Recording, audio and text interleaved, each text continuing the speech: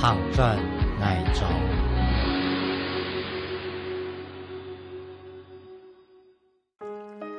金色、黄色、甜柿色，一细粒细粒椭圆形嘅结嚟，甜柿嘅木质，一滴一滴慢慢开，挂梳头浆，等些年来调色以后，一格小时嘅甜柿，啱啱反树做势，佢将反倒转嚟倒一几树，树心朝天等那等，树心朝下天树薄咗，主将脚将假糖随风。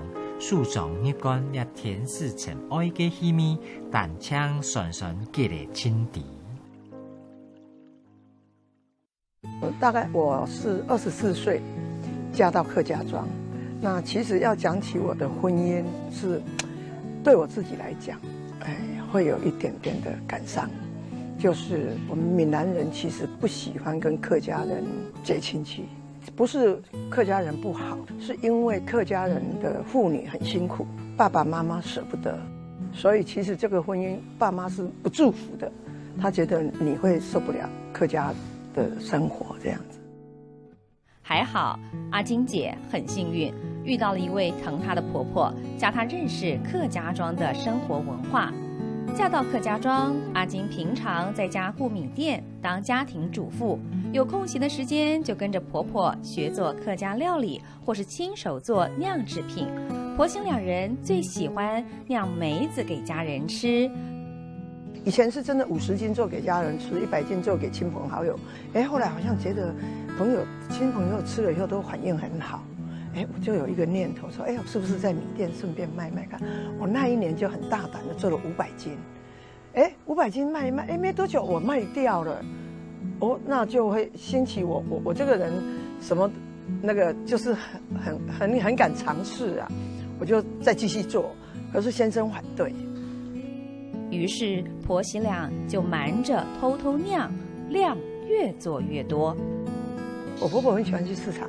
人家老人家他很喜欢逛市场，他逛到看有便宜的，他就说：“今天那个梅子很便宜，我们要多买一些回来做。”我就说好，就赶快做一做，弄一弄，就等下班的先生下班以前盖起来了，就只是盖，最后还是会也是会被看嘛，一定的啊。阿金隐藏的好手艺，终于在先生的认同下，开始跟街坊邻居分享。不过，他一直到孩子都大了，才跨出家里的厨房，参加农会家政班。不止酿梅子，也开始学做客家庄特有的酸橘酱。竹东农会它是一个客家庄，可是呢，我们的长官说，外面长官上头的来，我们要送他客家东西，我们没有橘酱，都要去琼林哪里买来送他。结果问我说：“你会做梅子，是不是来做个橘酱？”我就说：“好吧，既然为农民好，那我就去问嘛，隔壁邻居阿婆那些，大家问一问怎么做橘酱啊？各家种的讲的版本不一样，那我就用我自己的想法。现在的人注重健康，应该是不要做那么咸啊，那么酸啊，那么辣啊，我改变一下年轻人喜欢的口味。就是讲，你上后了后罗妈做一种比客家人还好吃，就这样子，那我就开始做了。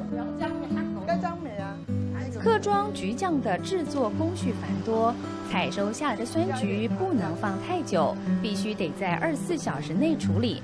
每到采收季，阿金姐的小小橘酱工坊就会像打仗一样。而要做出一瓶美味的橘酱，先从清洗酸橘皮开始，要在流动的水下用力搓揉，才能将果皮上苦涩味给洗掉。有没有看到苦水？看到苦水，这个苦水给它洗掉它了。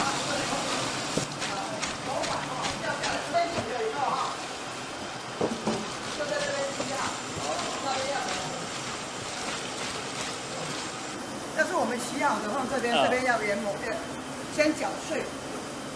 做橘酱得抢时间，一个人洗橘皮、磨皮，另外还有2个人忙着用机器去籽，再将果肉打成泥。就是这样子，你看哈，我们皮剥好以后，你用手，这个籽要去出来，就是里面的籽。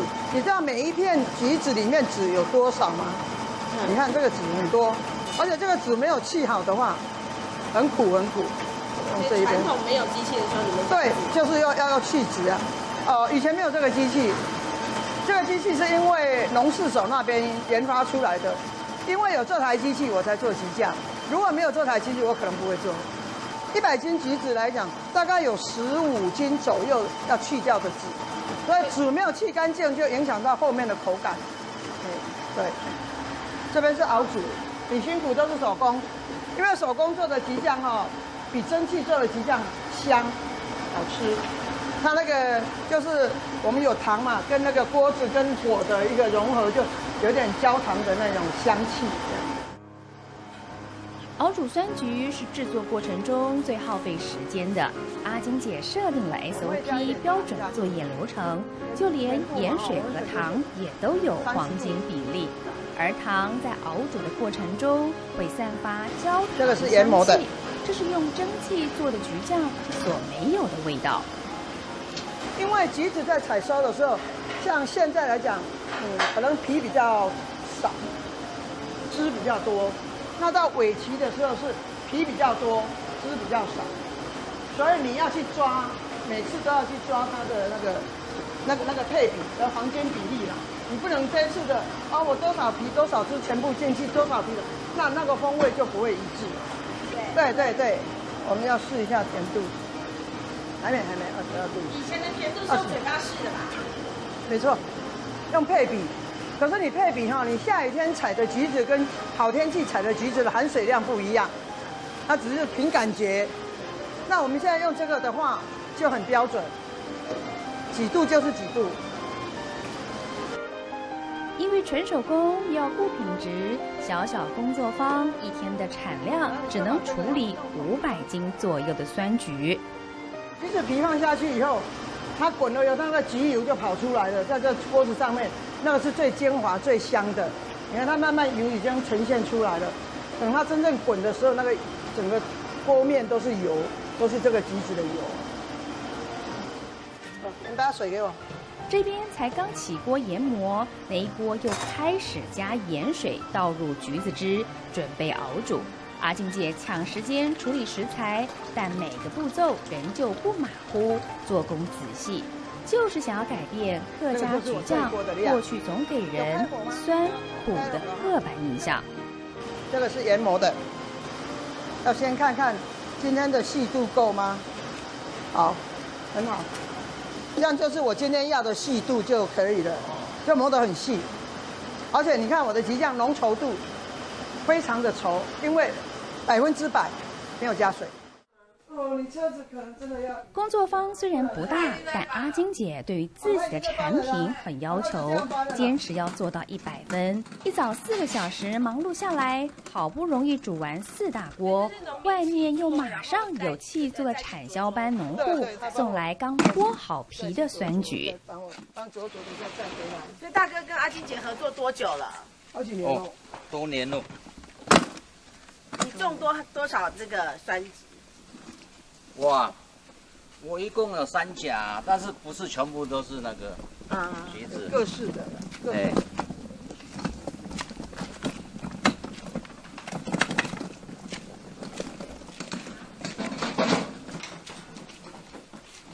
进冰箱以后，我明天做，今天剥嘛剥好我明天做，那保持它的新鲜。对，其实这每一个环节都很重要。就是我们的橘子是用拔的，用拔的，它就是在时间很重要。我们要去的是卓卓家园，它的前身是世光教养院，就是每年到产季的时候，我们就跟他们做一些合作，就在这。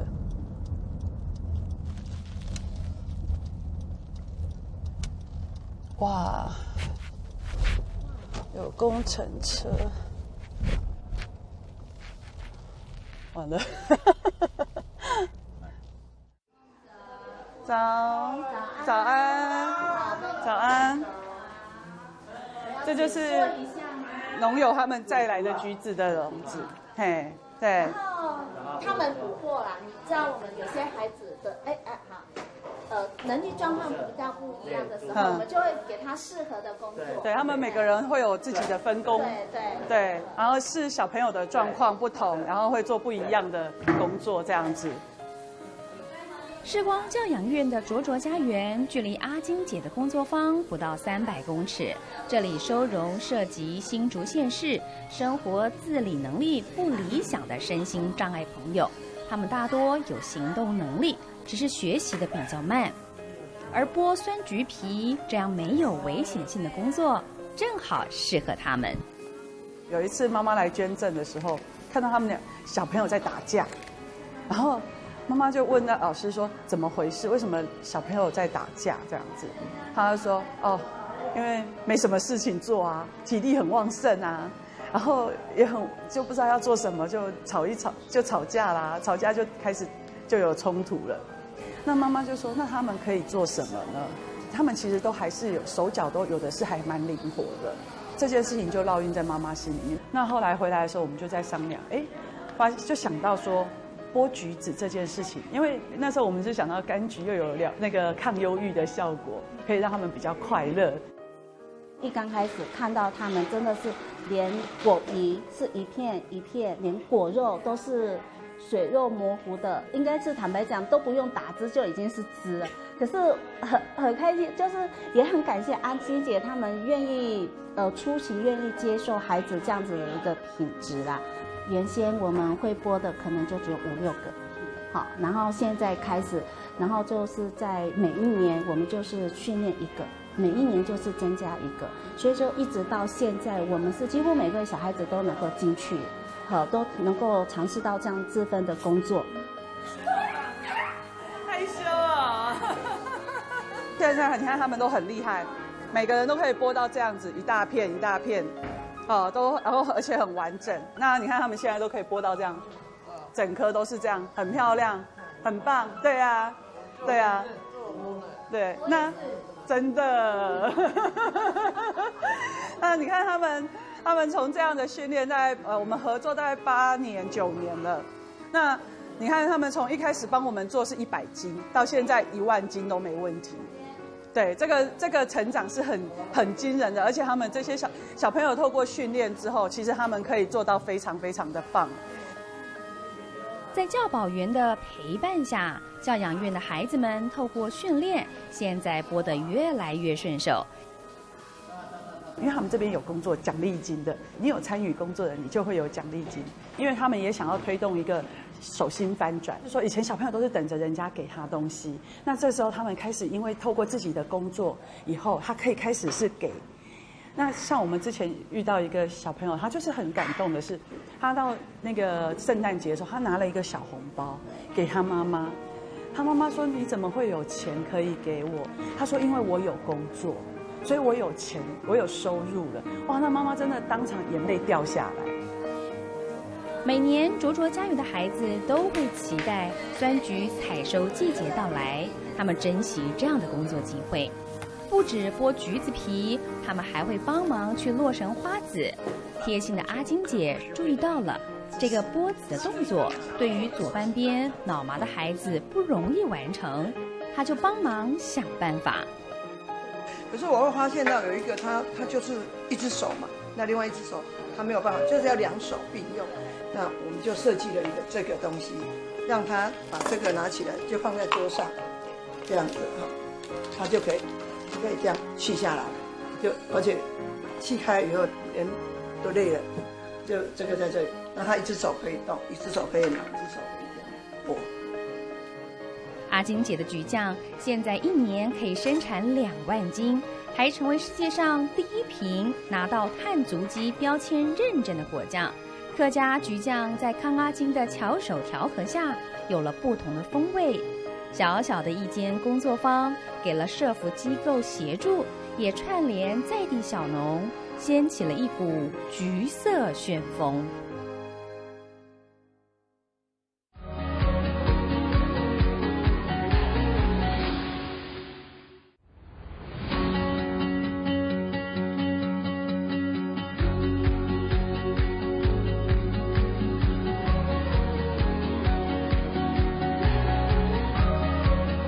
行转爱中。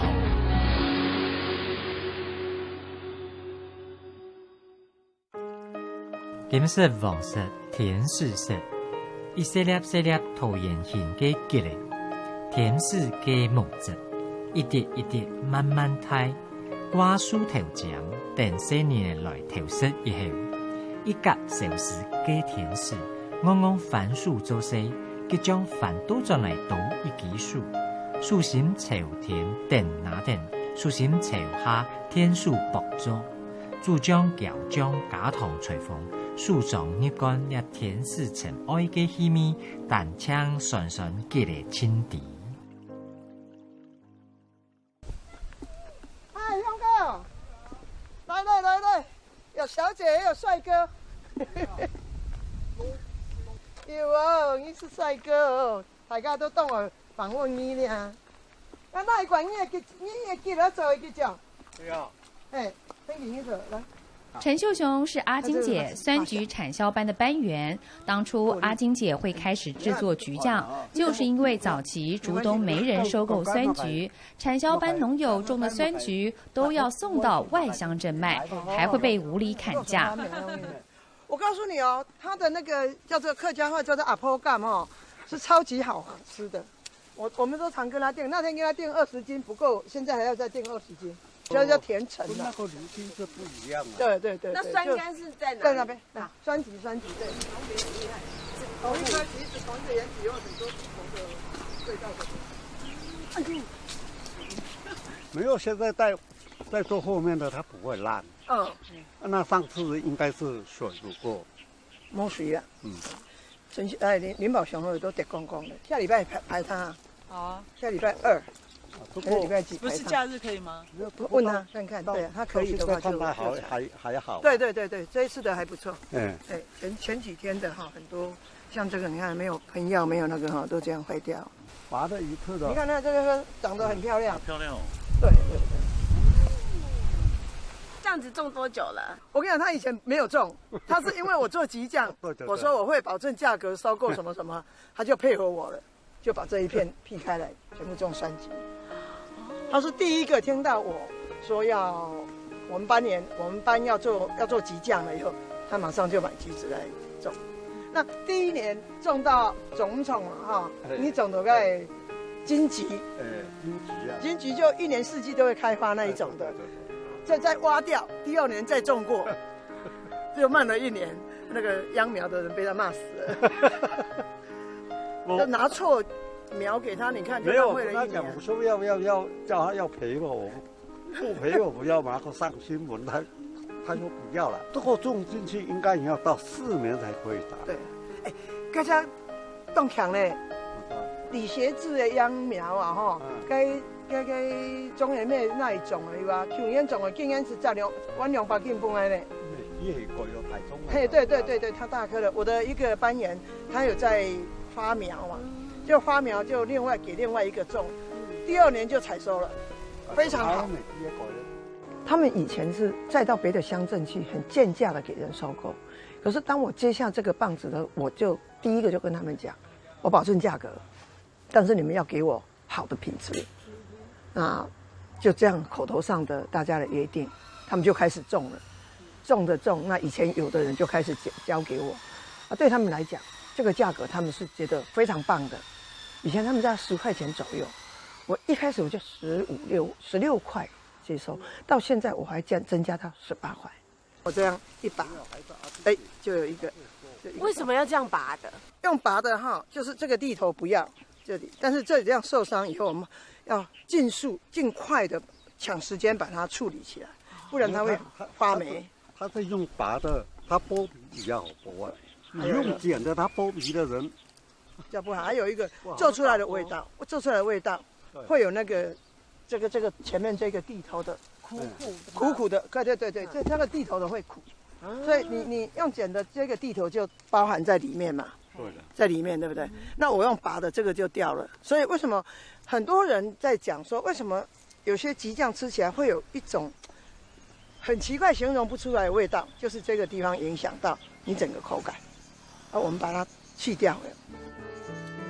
要做出一瓶好吃的橘酱，阿金姐从源头的品质就很重视。酸橘要够熟够黄才能够采收，但又不能被寒流冻伤过，因为冻伤的橘子就不香了。没有做过用缝的时候就比较好拔了啊，没有缝就不要拔。哦，你看这个没有缝做出来橘酱也不好吃啊，是这样子啊。对，这个就是生病。这个是怎样？这就生病了。生病了，你看它结出来的果就是不好，也会比较小颗了，没有那么好。那这个的话，我们今年可能采收完以后就挖掉，就是把它锯掉，不要了。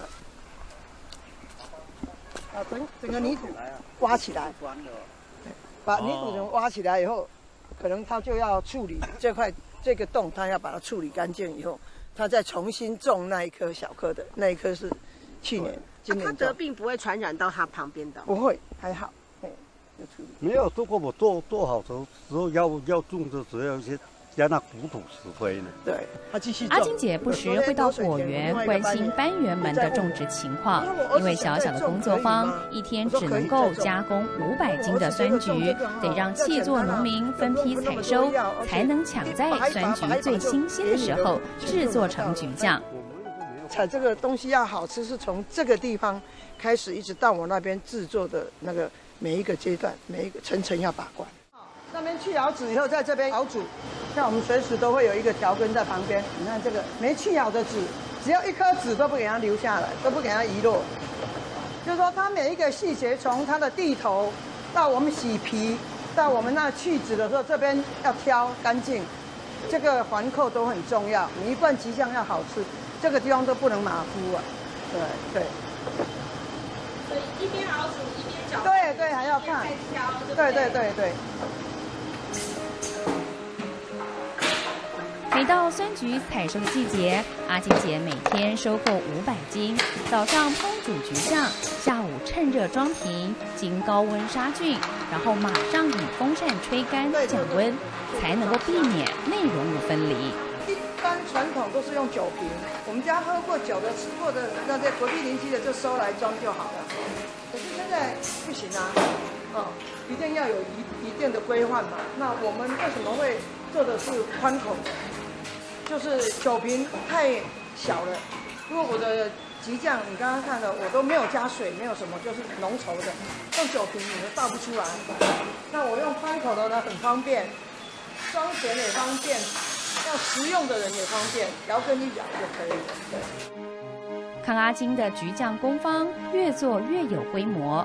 原本在台中从事室内设计工作的二女儿彭巧贤，因为爸爸生病，姐姐嫁人，弟弟又去当兵，她就被妈妈叫回家帮忙，一起经营工作坊，卖橘酱，一卖就是11年。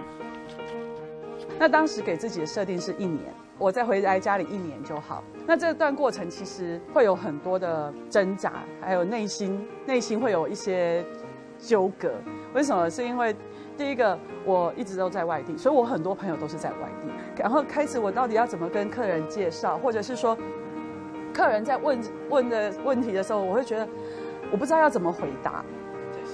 回家做食品加工，彭巧贤舍弃上班族美美的打扮，她剪掉长发，一切都回归最朴实的面貌。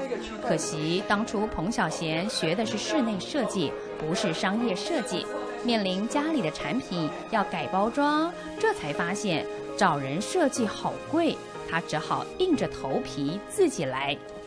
因为我自己是学设计的，我后来就觉得说我们要有一个很强烈的识别。所以就开始把它一些包装都开始统一化，就是说随着不同口味用不同颜色去做变化。紫色啊就是紫苏梅，那翠梅就是很清脆的感觉的，就用绿色。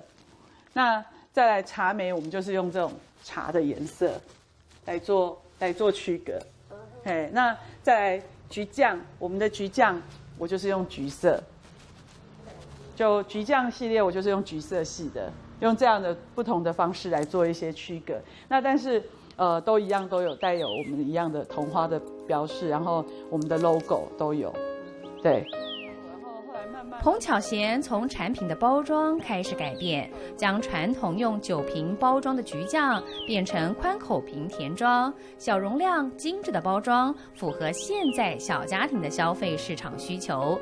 光是这个小小的变革就已经是一个大突破。我们的橘酱包装哦，跟一般传统的酒瓶就是不一样。我们的橘酱，第一个我们是用宽口的，好，它比较好取用。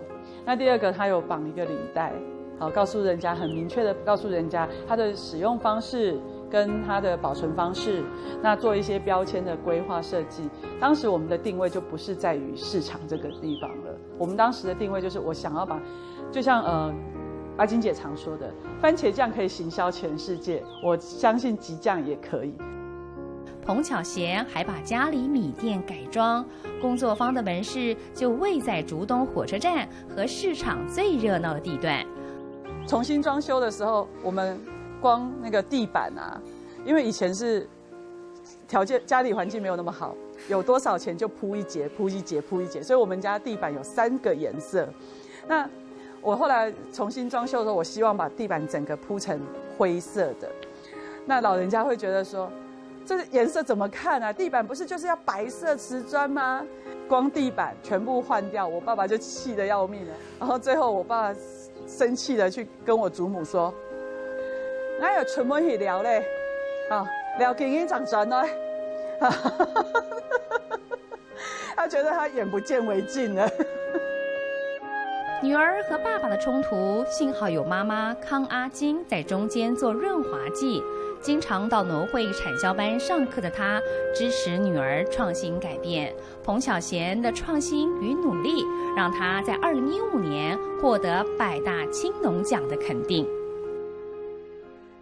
其实年轻人回乡下有时候会被人家讲说，就是外面混不下去啊，待不下去才回来的，尤其是回来这种乡下地方。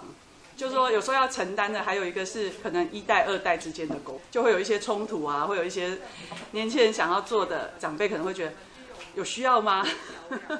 我跟妈妈还好，我妈很厉害的是，她也很会学习啊。对啊，我们2个有时候会一起去上课，对，然后上课的时候我们就会开始一直沟通，今天上课的事情啊，然后我们觉得有什么想法这样子。我花那个钱是值得的，因为回来以后，他把门面、把我的包装，用他设计的专业的眼光去做设计，也让我的门市也好，我的包装也好，我的在外的形象，把阿金姐工作坊形象提升了。对，这个是我还蛮欣慰的。刚好我就顺便先赶快拍了。这照片是要 PO 到哪里的？我想要放到那个脸书。对，因为过年快到，我想弄一些礼盒，然后把它放到脸书去跟客人讲，我们现在今年的新的礼盒组。我大部分都是跑外面啊，对，有外务的一些工作啊，或是一些推广啊，都是我在做。